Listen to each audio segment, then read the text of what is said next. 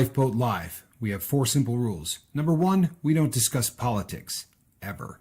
Number 2, this is not a religious channel, and while you might hear people say, God bless you, or I'm going to pray for you, or I wouldn't have gotten through this without my faith, that's fine.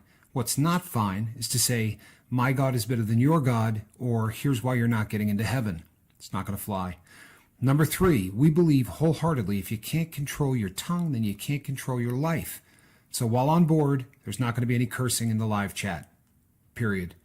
And number 4, there is no room for mean people on the lifeboat.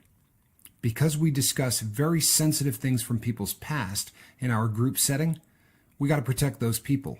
The only way they feel confident and comfortable discussing those things is in an environment that is free of trolls and mean people. So if you're a mean person or you're a troll, we're going to block you for life. And if your account happens to be less than 24 hours old, we're probably a little suspicious right from the word go. Why? Well, because there are people in this world who enjoy being cruel solely for the sake of being cruel. It's not going to fly here. But if you're here because you're trying to get sober and live your best life, then you might find that the lifeboat is just that, a lifeboat.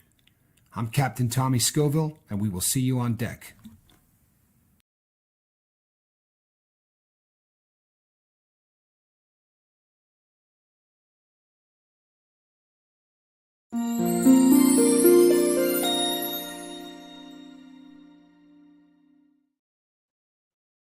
Good evening, everybody. I'm Captain Tommy Scoville, and on the other side of the glass, as always, is my partner, Mark Wagers. People, we started this thing July 31st of last year, and we got a lot of people really early on, right? We were really blessed that we got a ton of people right off the bat. And for that reason, we tend to believe that everybody here knows us and has been growing with us for the entire time. Because honestly, within maybe a month, we had over 1,000 people. So a lot of you have been here since the very, very beginning. And I can think of 5 or 6 of you off the top of my head who have literally seen every single episode. So for that reason, we don't say things much like, you know what, you can go back and check out some of the old stuff we've done, because chances are every question you have has been answered in the 500 hours of video that we've done, because we do talk about our lives quite a bit.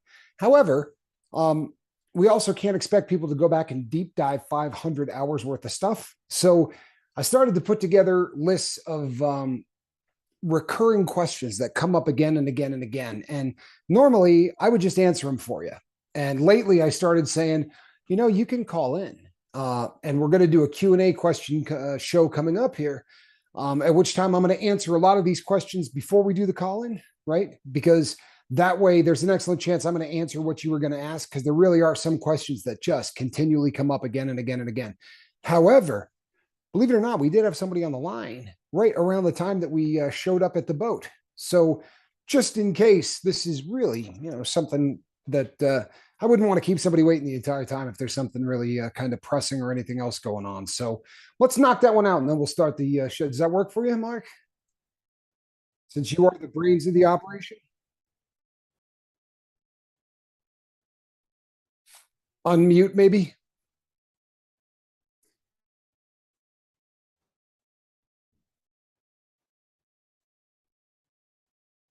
On OBS. She could hear me the whole time. Sorry, guys. You guys didn't hear the first part of that. Her name is Melissa, guys. If she there she is. She popped up on the video. Hey, I'm gonna have to get your video off there unless you want to be on video, Melissa. That's okay if you want to be. It's not a big deal either way. You got your audio on? Now I do. Now you do? Okay. Do you want to be on video or not? Up to you. Sure. Okay. Cool. So, hello. Melissa, welcome to the Lifeboat. How are you? Hi, good. I'm so happy to be here. Well, we're happy to have you, truthfully. And you picked the perfect day. We're going to be doing an awful lot of call-in stuff anyway, because it's kind of a Q&A show, and we didn't want to make you wait. I don't know if you heard all of that, but we didn't want to make you wait the entire show. That would have been a bit rude. So, yeah, what's on your mind? You just calling to say hello, or? I just it was so sweet that when I reached out and said I had, I think now I'm at 117 days, but it was 114. your response back to me saying that you're so happy to have me on board, it's another reason I'm not going to use again. I need to hear those kind of things in my life. And my meetings are great, but this is something totally new to me. And it really helped me. Just you saying that. I'm not, I know we're not alone. Right. But it made me realize I'm not alone. Yeah. No, if that makes any sense whatsoever. No, it actually makes a lot of sense. My partner and I have talked about this a lot. This wasn't the goal when we started the show. The goal was to put some information out there and try to maybe help. But there was never. We didn't believe we'd ever become really attached to people on the boat, and we didn't believe that they would get really attached to each other or to us. And it took off very quickly in that direction. And I remember having a conversation with Mark about it, where we basically said, yeah, there's no going back. This is working for so many people. And the reason we knew it was working is because it was working for the two of us. Right. Mm-hmm. Yeah. We say all the time on here that the opposite of addiction is connection. It's not sobriety. So we really are, happy that you're here. We're happy that when someone shows up on the boat and they want to become a part of it, a lot of times people come, to the show and there's kind of a learning curve, or there's a period of time where they sort of hang out and wait to see what we're all about because they've been to other things and they want to make sure we're not the flavor of the month. But once people start to engage, it really is exciting. We are something different, guys.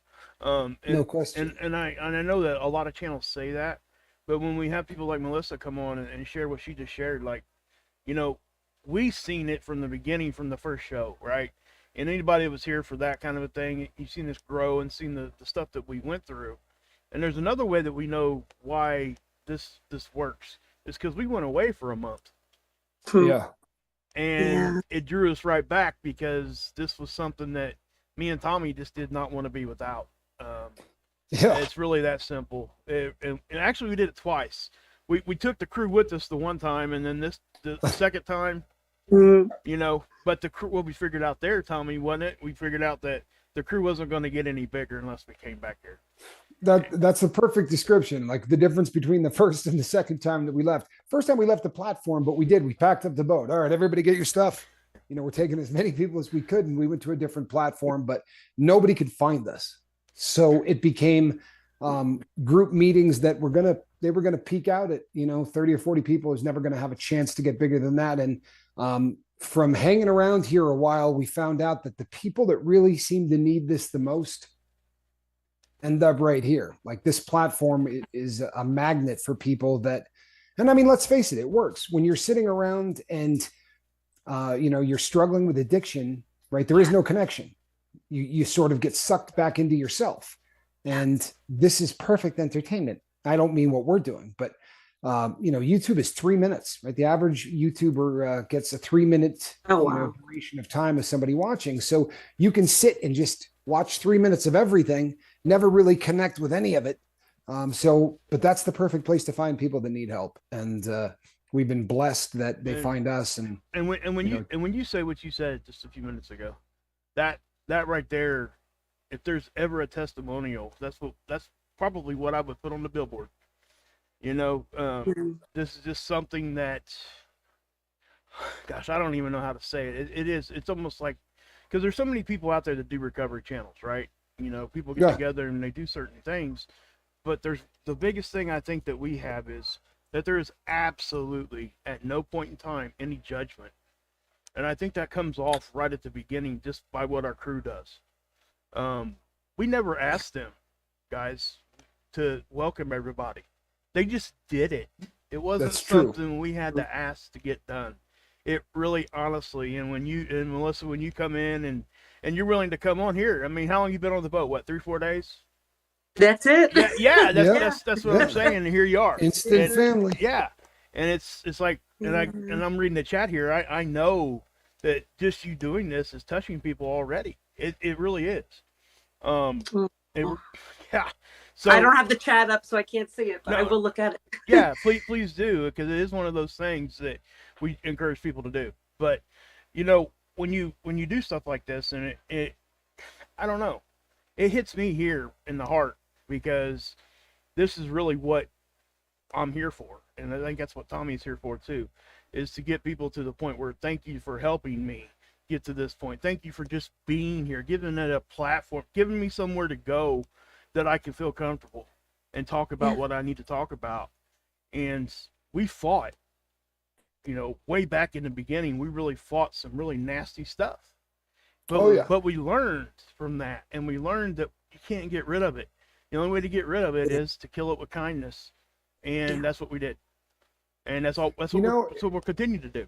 So, I'm so glad that we took this call, because it's, I've got a big list of questions here that I need to work through. But, it's always tough to, I guess, you can write it, you can go in the order that you wrote them down, and hope that there's some kind of cohesive thing. But one of the questions that we get all of the time is literally like, this is perfect. Your call is going to help us dovetail right into that question, because, one of the things that I get constantly is, what, I've done 12-step programs. I don't like them. I've done this. I don't like it. What makes your channel different? We get that question so often, it's staggering. And the funny thing is, what they're really saying is, I'm not going to watch enough of these videos to see, right? I'm not putting my time in. Sell me on why this is something that I should watch more than one video on. And my response always is, what makes us different than all the other channels? The people watching it. And that's not a sales pitch. It's not me trying to be humble. It's none of that. What separates this, and I promise you, I go and watch sobriety channels at night. Like, I go and watch other people's stuff all the time, and I'm not necessarily looking at them, because, very often they're great. They're very polished, and they do a good presentation. I'm looking at the comments, and I'm looking at, if it's a live stream, I'm watching the comments in the live stream. And the difference between us and everybody else is that from a very early part of this, the crew said, this is my sobriety channel. Right? There's not one person on this boat that doesn't claim this as their sobriety channel. So we're not just trying to be humble when we say, we're just two more guys on the boat. We just got the best seats in the house, right? We got really cool seats. But yeah, this is what makes this really unique, is that everybody here instantly cares for everybody else. And anywhere else in life, you would say, you start looking for your wallet, right? Somebody starts being nice to you, you wonder if you're getting pickpocketed. Yeah. But here on the boat, the reason that everybody is so kind to one another is because somewhere along the way, somebody was kind to us. And we all know that without that kindness, we're putting needles in our arms, or straws up our nose, or whatever your poison happened to be. And well, thank you for trusting us, Melissa. Really, honestly. Yeah, well, thank you. And you know what? You did a show maybe a day or two ago on mental versus physical addiction. Yeah. Physical stuff is done. I get the pause every once in a while. That's pretty much done. It's the mental.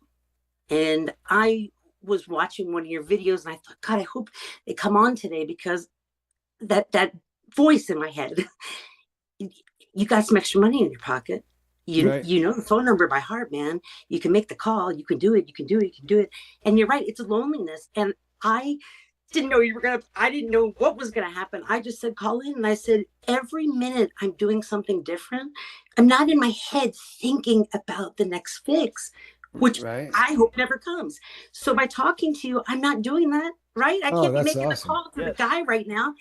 I'm busy doing something good for me. And when I'm done, I feel good, and I'm not going to pick up the phone and call somebody. No, you'll ride it out for a while. And even on the nights we don't have, call in, if you go into the comment section and say the same thing, if you go anywhere else in the world and you say, I got a little extra money in my pocket and I'm having such a hard time not calling the dope man, people are just going to look at you and they're going to yell at you and they're going to chastise you. You're weak, all of these different things that have nothing to do with it, right? Doesn't have anything to do with strength, nothing like that. Not a moral.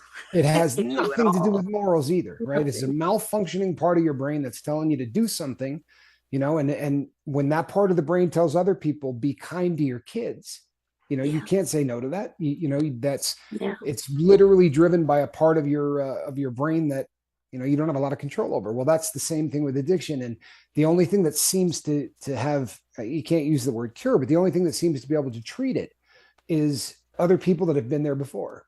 And for whatever reason, that really does seem to work. And, again, it's perfect timing, because this sort of dovetails into a question that I get all of the time. This second season, especially, we've been really kind of beating the dead horse, so to speak, about addiction very often is a symptom. It's not necessarily the problem, right? It's just how you can see that you have a problem, right? The dope makes it real evident that something isn't going right in your life. And that's, and the question I get a lot from a lot of people, and they would like me, because we're all addicts and we want something yesterday, they want me to go, here's the reason you're doing dope, right? They want me to do it in 2 sentences so that they can read it and go, oh yeah, I'm never going to have to do dope again. That made perfect sense to me. Sorry. I don't mean to laugh. It is. It's funny, right? But that's kind of how we, as addicts, we want it all, and we want it now. It's one of our defining characteristics. We're very, very impatient. If we were patient, we'd work through our problems, right? I'd sit down and try to figure out what's going on in my life, but it's a lot easier to get high. Then I don't have to deal with any of that, right? We always go to the path of least resistance. So here's the answer, because I've been thinking about this since I started reading and compiling the questions and realizing that a lot of these things just get asked again and again and again. I started to really think about that. And here's what I believe the cause of all of it is. Now, it's going to be different for every person. It's also going to be the same for every person. Yep. Okay, if you're sitting alone and there's nobody around, right? One of two things is going to happen. You can sit there for 4 hours, chilling out, happy as a pig in mud, thinking about your family, maybe a new car you might be interested in, how are things going at work, and it's no problem, right? For 4 or 5 hours, you could sit there, no big deal. Brain just chugging away, doing good things. The difference between us and, air quotes, the normal people, is that if we sit there for 4 hours, we become so uncomfortable by sitting around. Right now, what causes your discomfort might not be the same thing that causes my discomfort, or the same thing that causes Mark's discomfort. But that discomfort is what makes us use, right? When we're not comfortable being ourselves, when we're not comfortable in a situation where it's just you, yourself, and you, right? Kicking it on the couch, you get that feeling. And just like you said, the voice in your head's going, hey, you got a few extra bucks, right? Why don't you call so-and-so? It's not like you're really, really relapse and you're just going to do it for one day, right? What's the big deal? And then you can quit again tomorrow, right? You don't even have a habit right now, so you're not going to get sick in the morning and blah, blah, blah.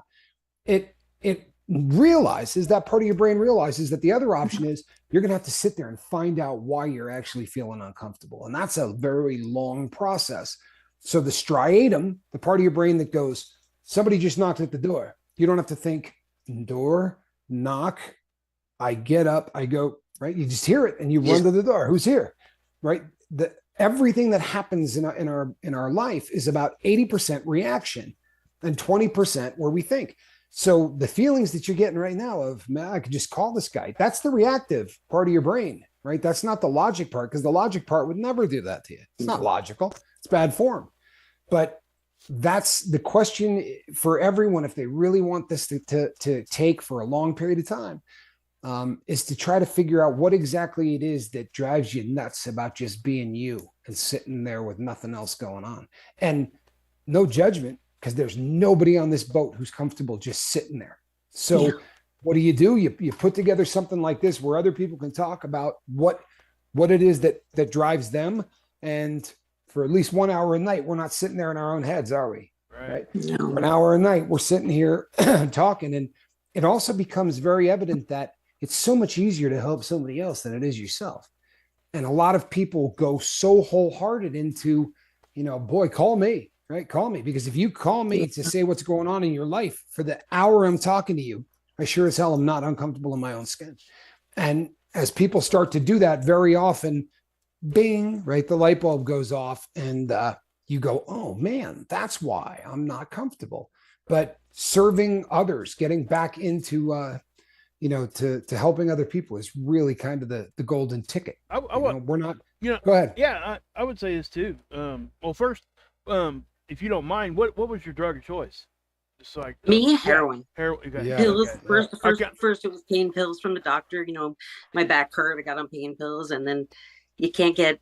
Then I was buying them on the street, and they were getting too expensive. So spent $200 or $50. Yeah, I was. And 50 wins out. I was on that same road, and and most people. Yeah, and I smoked it. I luckily never shot it, but I smoked. Yeah. That's worse. Yeah, it actually is. It gets into your system quicker. You know that? Stomach addiction hits you faster. Yep. I've kicked both ways. It's the worst kick. I and just like you said, I was lucky enough for somebody not to tell me that heroin was cheaper and it was a better high, right. I guess. I've never had heroin, so I was on pain pills. That's what I did, but I was swallowing 20 at a time. So it was me here. Yep. But again, it's still not the same. I get that, but I do know what it feels like because I've been in the hospital with PICC lines, getting all the pain shots and stuff. It's the same thing. Me too. But but so I think like our story is kind of very, very common amongst what we do, right? What we're doing here, and I think that's part of the reason why we immediately kind of understand. We're in a group that we're just family immediately because we're brought together from a common thing. Even though it's a bad thing on its surface, it brought us all here because, I went through a mourning process when I lost my drug. I had to mourn it. Sure. I really truly did. That's my best friend. I don't have my best friend anymore. Yeah. I'm starting to realize, 4 months in, that was my worst enemy. But for a long time, I had to grieve the loss because I felt like I lost my best friend. Well, you did. I honestly you lost your only friend, right? Think about it. When you're doing dope, there are people who come over and drop dope off. There's people that you get high with. They're not friends, right? If the dope's not there, they're gone unless they're showing up to beg or, how many times do they call you and go, hey, I got a pile of it. You want some of mine? They're not really, they're not friends. They're people but they're people that we use dope with. And they're there when times are good and they're gone fast as hell when times are bad. So the best friend you had, the one that was still there when everybody else left, were the 4, red or white balloons or whatever that was sitting on the table. And you may not believe this, but I swear to you and to everybody else here, I could have answered that question for Mark. Yeah. I really could have. Yeah, he could have. When Mark said, what drug are you on? I didn't want to be rude, but I could have answered that question. And I would have gone, I would have been accurate enough to say, and I think she's a smoker.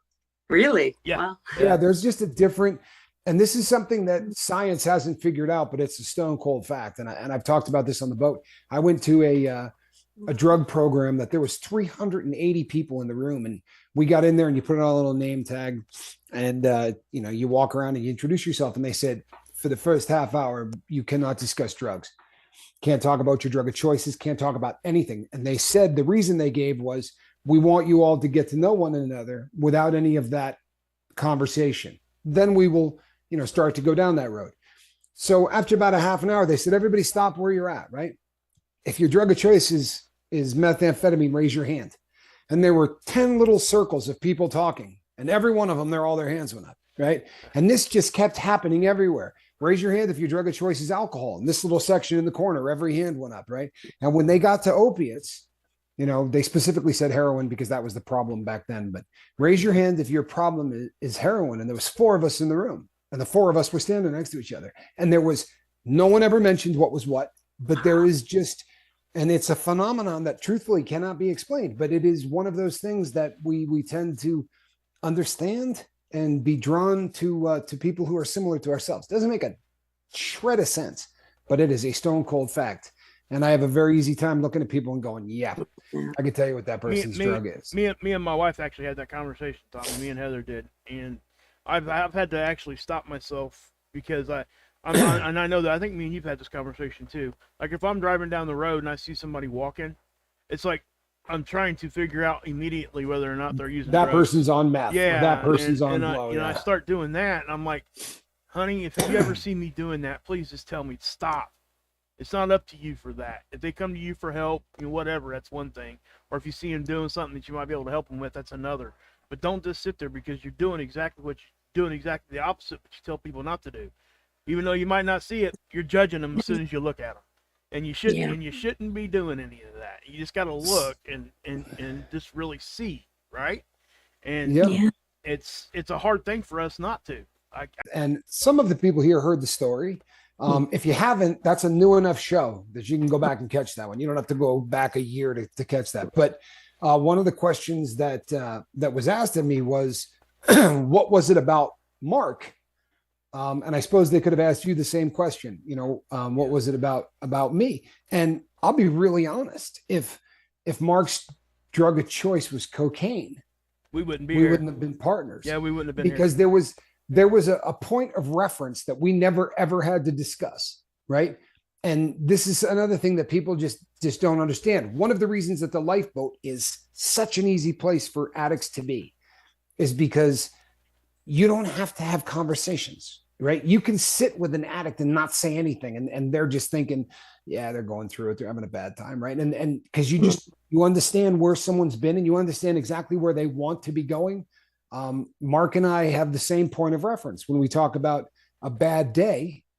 It's a bad day because opiates would make it better, and that's never going to be something in our life. And I think that there's a bond among people who get sober that kind of keeps you a little bit within your own drugs. And we work with a ton of people here that have been on everything, and addiction is the same one way or the other.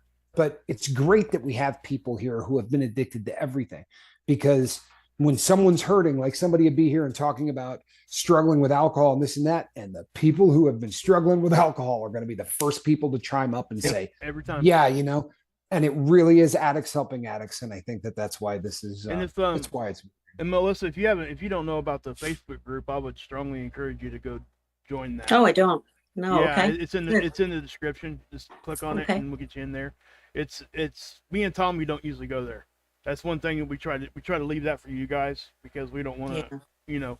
That's a place for. I get it. We don't want. I guess I don't like to use this word, but you don't want the teacher in the room, right? I mean, that's just kind of how it is. I get it, honestly. I really do. Well, if they think we're not doing a good job, or if they think that there's something that needs to be changed, or hey, what was wrong with Mark and Tommy on last night's show? I'd like people to be able to have that conversation without thinking we're watching, looking over their shoulders. We need honest criticism, really. You guys should be able to talk without us there, and then inevitably they're going to come back and say, hey, this is what we've been talking about, and usually it's very helpful stuff to us. So that's good. Well, thanks for letting me call in. I mean, I cannot thank you enough for calling in. So, go ahead, Mark. Yeah, well, I was just gonna say, you're a first. You are the first one that's ever tried to come in here before we started the show. So and I think that's a beautiful thing. It's an awesome thing. Awesome thing. I wish we got that more often, honestly. That's how excited I was. Really. Perfect. I love it. We're glad you're here, and I'm gonna pull a word from Flamin' Jackson. Hey, we loved you. So right. I love you too. You know what I mean? We're really happy that you're here. God bless. Yep. And if you're ever feeling it, and just call in. Oh, one more thing for you. Flamin' just put the Facebook group link in the chat. So if you go to if you go to the chat now, it's there.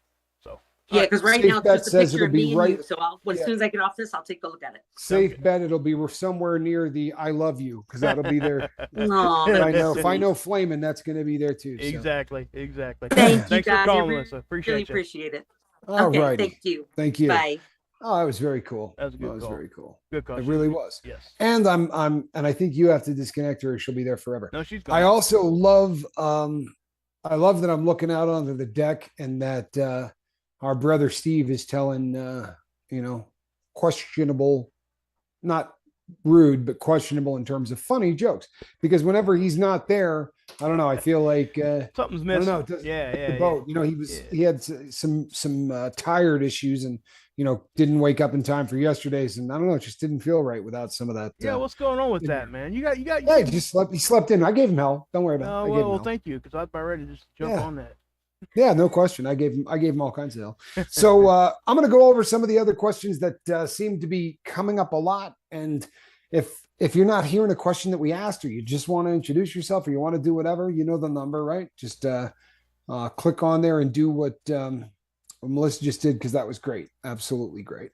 Believe it or not, one of the questions I get all of the time, especially just recently, is Are you and Johnny related? I'm not kidding you. I probably got 10 of those. For those who have figured out in advance that we are related, I get the who is older, which really is just as dumb as the first question, because obviously Johnny is older and looks a lot older. I love it. I love it. Yeah, he looks a lot older than I am. So yes, we're brothers, and Johnny is my older brother. He's 4 years older. I know what you're saying. Only 4? But yeah, it's 4 years, and you'll be seeing some more of him. We've got at least 2 or 3 more installments to do on the life thereof. So I also get, so can you eat hot things, right? And the answer to that is I can. I don't much anymore. I do hold the speed record for the Tube of Terror, and I have literally taken the top off and pounded enough bottles of tincture to kill a normal person. But to be really honest, I did it to launch the lifeboat. I really sort of endured a lot of that because I really wanted this to be up and off the ground. So one of the questions I get all the time is, what made you decide to try to start this thing? Once again, all of these questions are answered. I'm not being mean, but if you ever want to go out and do a deep dive, if it's a question like that, there's a safe bet that it was talked about in the first 5 or 6 shows. If it's a question that's more the nuts and bolts stuff, you can sort of, move along. But the answer to the question is this. I've been addicted to drugs my entire life. And when that addiction got really, really out of control, I started to rob banks, run guns. I broke almost every law you could, with the exception of the fact that I wasn't violent toward innocent people, right? I'm not going to say that there were no violent episodes, but there were no violent episodes where I was, beating somebody innocent for monetary gain. But I got really, really off the rails and very far afield.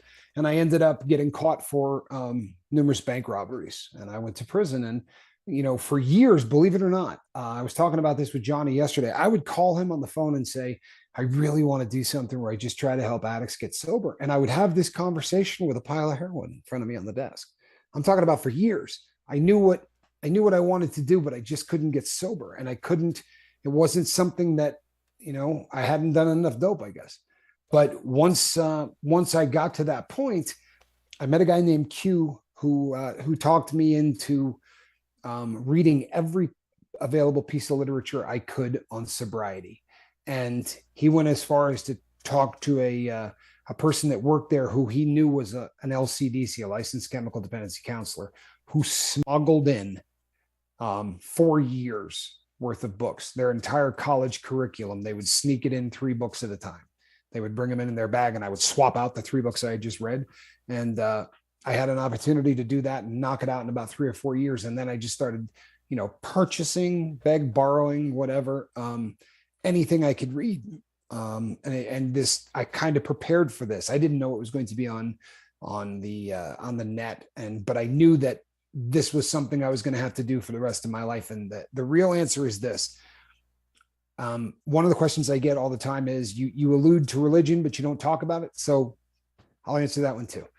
I'm not going to shove my religion down anyone's throat because I don't want to chase off anybody. And my partner feels the same way. I don't want to chase off someone whose religion is different than mine. And I don't want adversarial positions among religions or any of that garbage, because it doesn't help people get sober. I'm a believer in Christ. I think he died and got up 3 days later. And I think he did that for the remission of sins. And I'm not going to pound it down your throat. But that is very much my religious belief. And I knew that a day was going to come, in my belief, where I'm going to stand in front of God.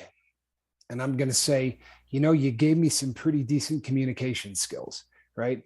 Which I pissed away for the first 46 years of my life. What I used those for was to steal and to hurt people, right? Financially, emotionally. And that was the scariest thing in the world to me. I didn't think it was going to get me kicked out. I knew I was forgiven for it, but the shame was going to be more than I could deal with. And then one day it occurred to me that if I took those 46 years and made them my resume, if I took the 46 years of mistakes that I made and then tried to keep people from going through the exact same thing, that I didn't waste those 46 years. I learned from them. And my partner had the exact same feeling. Like we talked about it the first night we talked, and it was so damn similar, right? I just don't want to think that I wasted all of that time. And it was just, like I said, we talked for hours and hours and hours and finished each other's sentences and said a lot of stuff like, damn, that's crazy, or wow, that's nuts. Yep. Because it all kind of worked on the exact same thing. And that was the reason for this. And that is a question I get all the time. Yeah, we do have another caller if you want to bring him in, or you want me to. Sure, let's do it. All right, who I got on the line here? Hello? This is Joanna W. Hey, Joanna. Hey. I'm here, Mark. Hey, how are you? Good to see you. Well, good I'm to hear doing you. Good. Joe, Yeah. happy you're here. So how are you? I just wanted to call in and say, well, I'm doing good. I just wanted to call in and say hi to everybody. But of course, everybody does that. We want to talk, not say hi. Right. Sure. Right. But I just figured I'd give y'all a shout.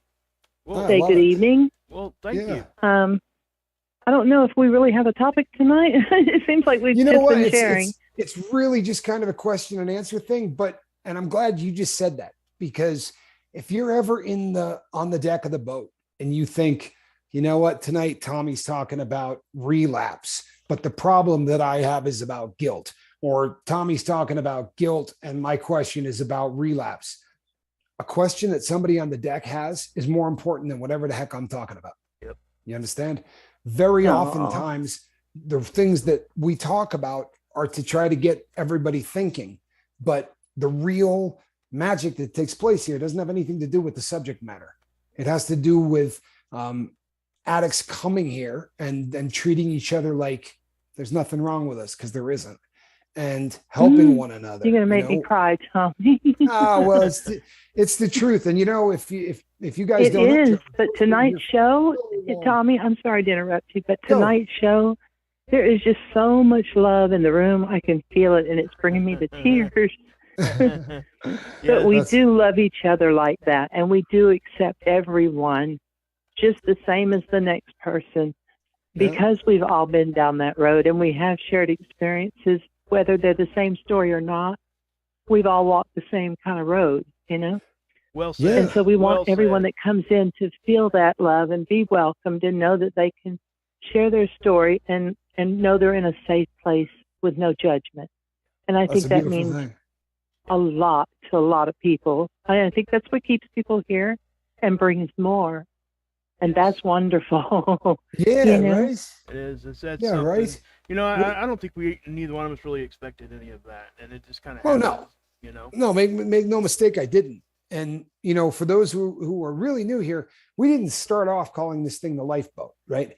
But it is so fascinating to me because if you think about, and this, I won't go off on too hard a tangent on this, but it's kind of in line with what Joe's talking about, which is good. But if you picture somebody on a cruise ship, right? And the person's on the cruise ship alone, no family there, just taking a cruise, and they do something stupid and fall off of the boat, right? And you're literally out there in the water and you're treading water, and over 2 days you tread water.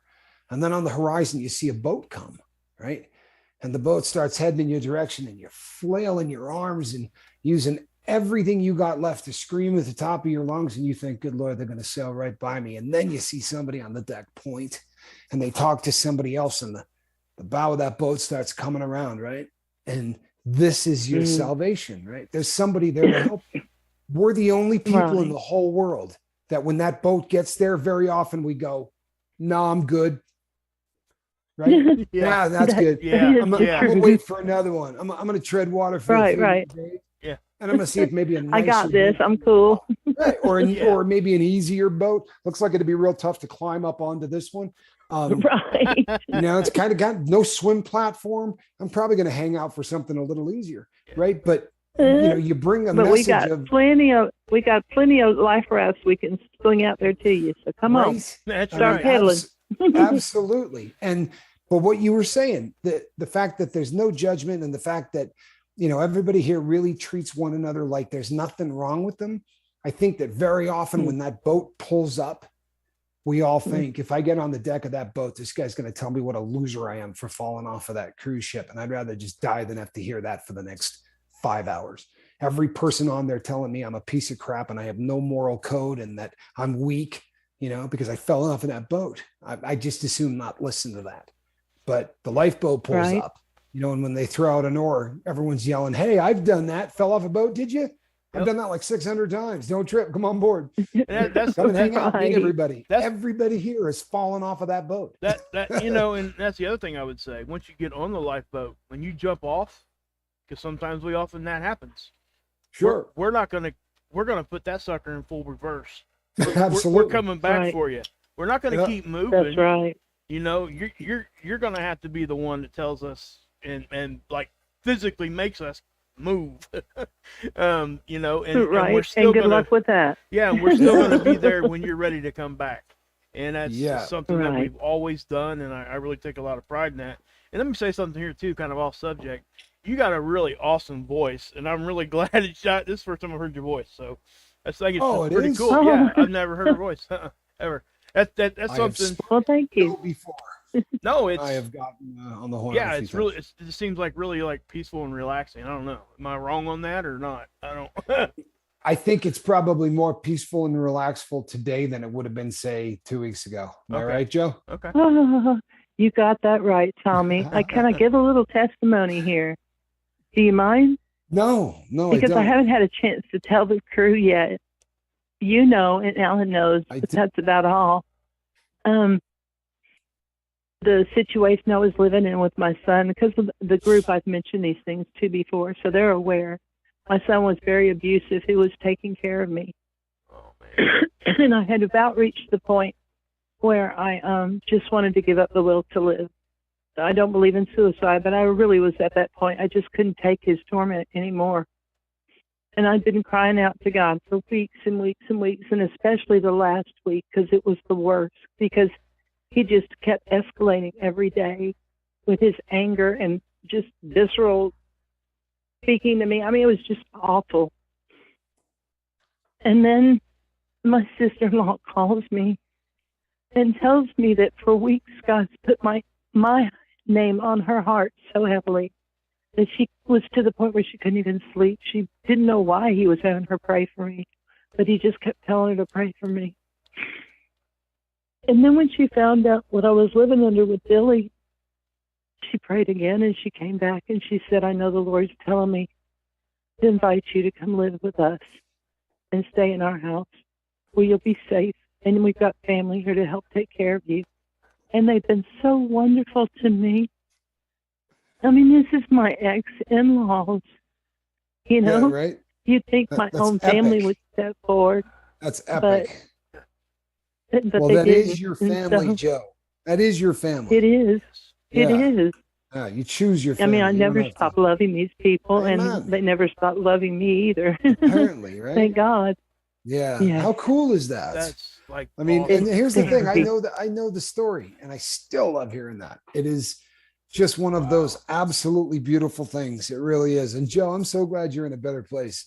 When she said that, that he was abusive, she's not doing it any justice. It was just a really god awful situation, and don't need to dredge it up, but you're in a great place, and it makes me happy. I know it makes Alan happy, and everybody on the boat, that's just absolutely awesome. It really is. And you know what? Thank you for calling in and sharing that everybody with the world, your voice. Man. I mean, honestly, I have a sneaky suspicion that we may go a little bit longer. If people are calling in and they're going like this, we may have to stretch this out, because we have a rule that we don't take calls, anywhere near like 10 till, but we're closing in on 10 till. If you're calling in, you're on the line. Yeah, we got one waiting. But okay, don't trip. Let's get them in here. Okay, let me let you Thank know you so much, because I want others to get in. I appreciate you. Wow. Yeah, I love you guys. We love you. What a great call. Thank you. Love you for sure.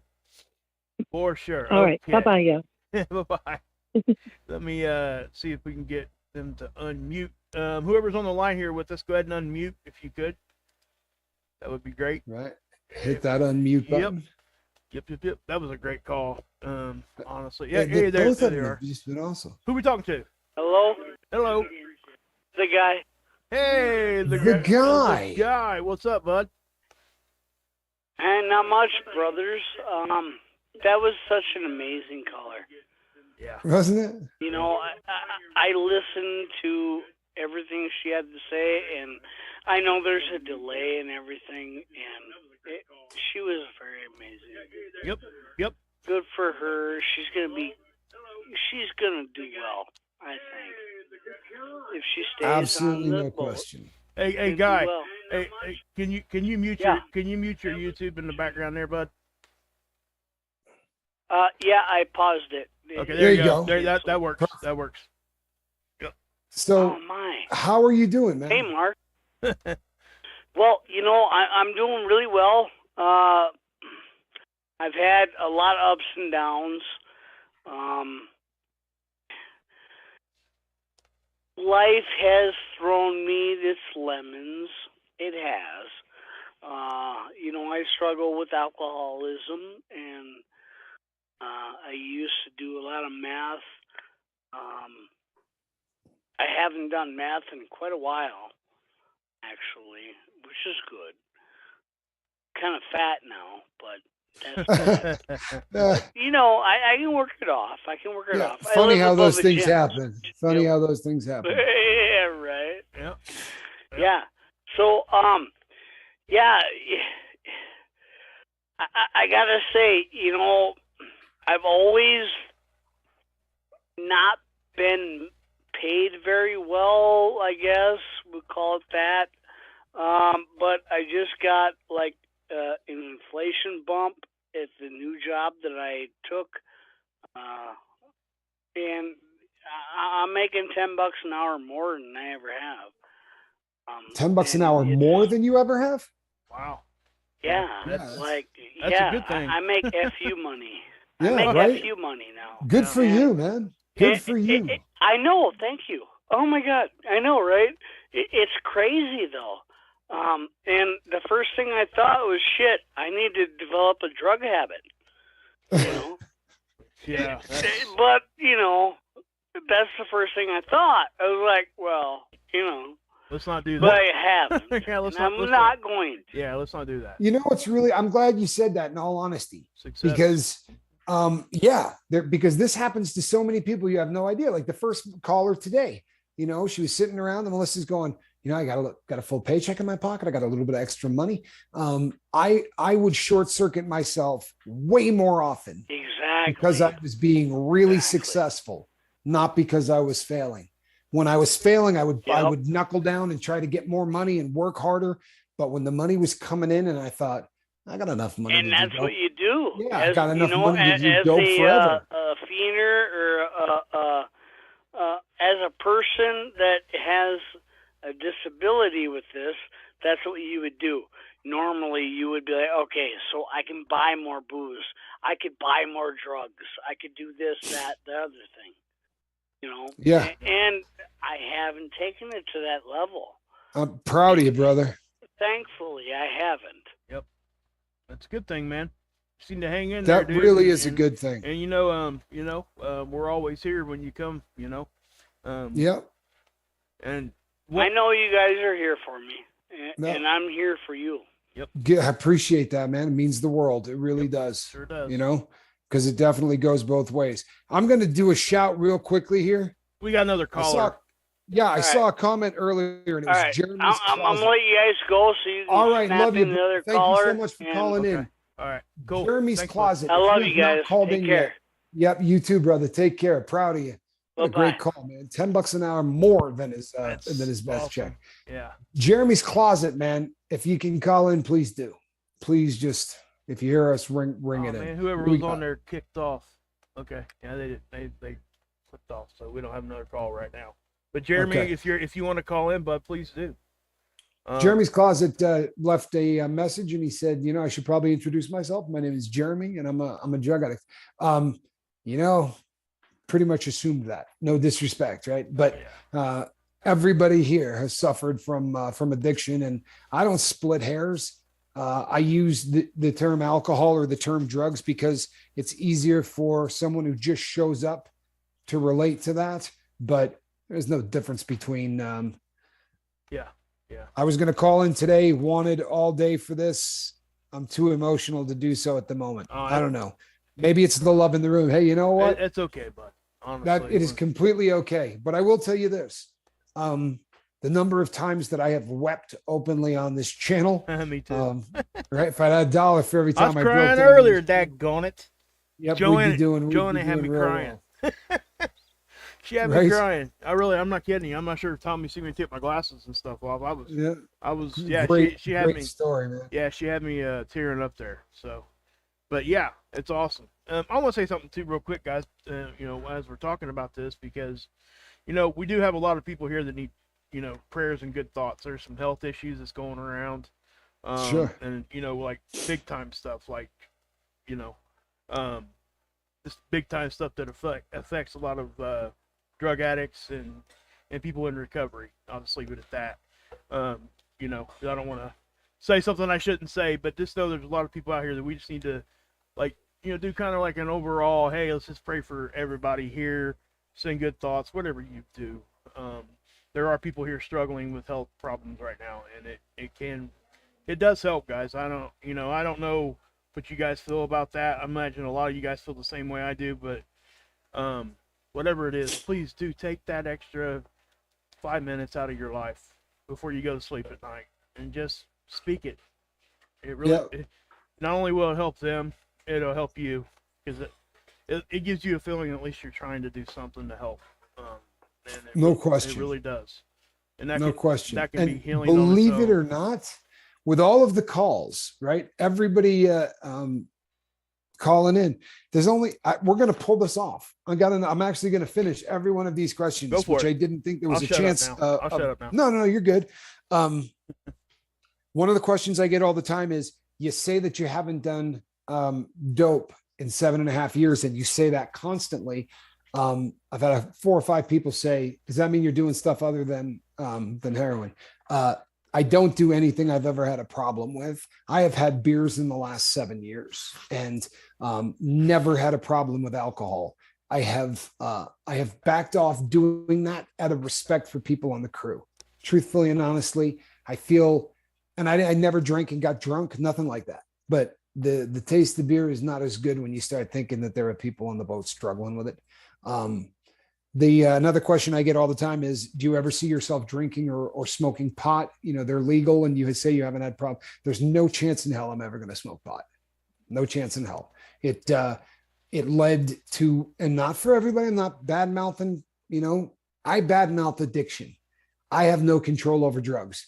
Marijuana in a very short period of time will lead me back into a spoon. So no, I am not going to do that. And as far as drinking goes, honestly, out of respect to people on the crew, I'm not going to do that. A question I get asked is, you talk about divorce. How many times have you been divorced? 2. I was married to my first wife for about 14 years. We were together. My second wife, I was married to for 7 and some change. The one that I usually badmouth the snot out of, I really don't do that. But the one that the one that isn't my baby's mom, was the more recent one. That was the one that was for about a 7-year period of time, and she was a lawyer, so should have seen that one coming, huh? Yeah. All right, I believe. Let's see. Was there anything else? Let me say something while you're looking at that. Go ahead. Okay. Well, Linda typed in the chat. She said, "Go ahead and say it if I wanted to." Linda has just recently been diagnosed with hepatitis C and cirrhosis. Obviously, from the drug use, and she lost her ex-husband a few weeks ago. That's kind of tearing her kids up. So please, it's tearing her up too. I know. She's in my group here where Groups Recovery, where I actually physically do my medicated assisted treatment. I go to group with her every Thursday through a Zoom call. So I've known her for it's been just before the boat. Okay. So, she's struggling with that, and I know it's killing her. To give her some prayers. She needs them. That's all I can say. She's a strong woman, and to see her kind of be a little vulnerable like that was actually kind of hard for me to see. It is, and I'm not trying to bring this back to me, because it's not. Please focus on her. I just want you to know that when she told us that, or told me that through a text, so I'm not sure if she's even shared that with our group yet. I don't think she's had a chance, because she was told on Friday. So yes. So next Thursday, I'm sure she'll mention it to everybody. But yeah, just know that we love you, Linda, and I know you see it already because it's awesome, and we're gonna be praying for you, and I know that you're gonna be doing good with your health and everything, and I just don't know what to say about the loss of a loved one. That's something that nobody can really speak to because that is a very personal. However you feel about that's how you feel, and we can just be there to listen to you. So, and be there for you when you need it, and we are. So, thank you for trusting us to even let us talk about this. This is something. Yeah, and thank you, crew, for being the crew you are, man. You're classy group of people. Believe it or not, the other two questions, Mark's going to laugh hysterically. I should make him mute himself. The two questions that we get, and one is just cut and dry. They'll say, are you guys going to sell out like so many other channels and monetize? So for those who worry about that, we've been monetized since day 66. Okay. We are absolutely already monetized. Yep. In terms of selling out, in other words, if the fine people from Polo came in and said, we would like you to wear our clothing, and you'll be broadcasting from the Polo studios in a New York minute. We would be there to snap a finger. In a New York minute. And it's got nothing to do with getting rich or anything else. People, you got to understand something. There have been many times where the money that has been donated into the boat has gone straight out to help someone on the boat or to do any number of things like that. And if we had a company that said, yeah, we're going to give you 10 grand a month, you just have to drink this beverage or you have to wear, this hat, trust and believe we would do it. And we would take that money to make this boat bigger. This isn't a business. It's a friggin' mission. Right. It's exactly right. It's our sobriety is what it is. It really is. Brandon, he says, thank you so much for selling out. and guys, and it's not like Tommy said, when we did that pushes us. We got a little push from that. As soon as we went, you could see it with the numbers. It was immediate, guys. It was immediate. And we started hitting people in a lot of different countries. Exactly. Yes, that's the other thing. And it will push you out. And, that's something that I've been really fortunate. I don't monetize my Wages World channel. And I've been able to get a lot of you guys over here. And it's because of that environment that's over there is very similar to here. And I can't tell you how much I love everybody everywhere, but that is a connection there that I'll never, and the same thing came from Chase the Heat. No question. I mean, it really did, guys. And I think it really speaks to the point that we find each other. It might take us a minute, but we found it. We found it, and then other people are going to be coming, and we're going to be here for those people. So. The other thing for real is that there's so much you can fake, right? For real. I mean, there is so much you can fake, but you just can't fake caring about somebody. You know what I mean? The sincerity that it takes to actually care about people is not something that even the best can fake, and that's why we all tend to end up on the same channels again and again and again, because it's you tend to find people who seem to care about the people in the in the audience, and the audience seems to care about Cemetery says, I thought I was banned on Wages channel. First of all, how the hell did he get here? Didn't we ban him? He ain't banned on my channel. Right, what is he doing? No, I'm kidding. He shouldn't be. I don't think you're. And let me tell you something. Y'all go check. But let me tell you something. Pamela Swan, if you happen to see this, do you know that if I go over to Mark Pyers, I somehow blocked her? So everybody in the chat's talking to her, and I'm like, what, was she here earlier? And they're like, we're talking to her. I can't see her name. And she can't read any of my comments. So and I don't know how I did it. I'm a mod over there. So I obviously did something stupid with my fat fingers. Yeah, on Pyers. And I can't figure out how to get her back. Probably not something the whole crew felt like hearing, but I'm awful at this stuff. Yeah. At least it was not on. You should be able to click the same 3 dots and it'll give you an unhide user. Either that or Mark will have to go in back office and unhide her. Right. That may be it. Lord Kiss Freak says, I was here before the channel was created. I'm part of the furniture. And you know something? He's telling the truth. There are a bunch of, there's a crew, of a small group of people that before I had a channel, right? They were subscribers to mine. I think primarily, because of my brother Johnny, but when I said to him, hey, I'm getting ready to start a channel and I've really kind of got this ironed out. And he started telling me the things I could do. I said, I got 160 subscribers.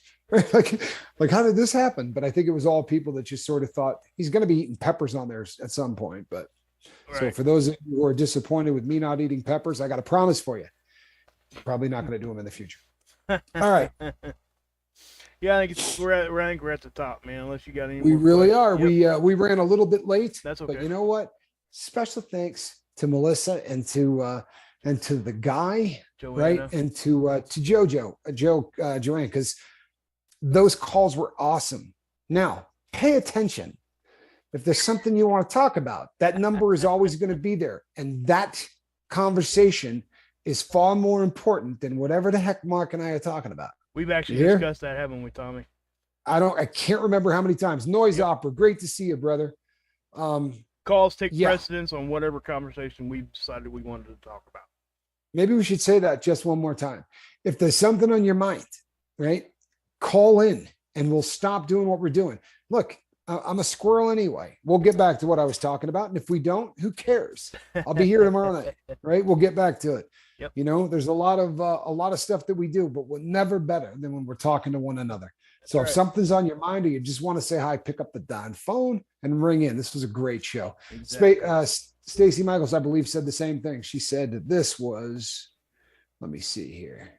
I'm so good with a mouse. I'm liable to block her. Let's see. Right? She said, this was a wonderful show. Thank you to all of those calling in. Yep. Right? I love you. Did you hear that? Good one, this was a wonderful show. Thank you to all the people that called in. You understand? Yep. You guys make it a much better show when you call in. So tell you what, we'll be back tomorrow. If there's something on your mind, go ahead and make it a better show. We'll be back tomorrow night. I am Captain Tommy Scoville, and on the other side of the glass, Mark Wages. And this is a cat in a basket. Good night, everybody. We love you.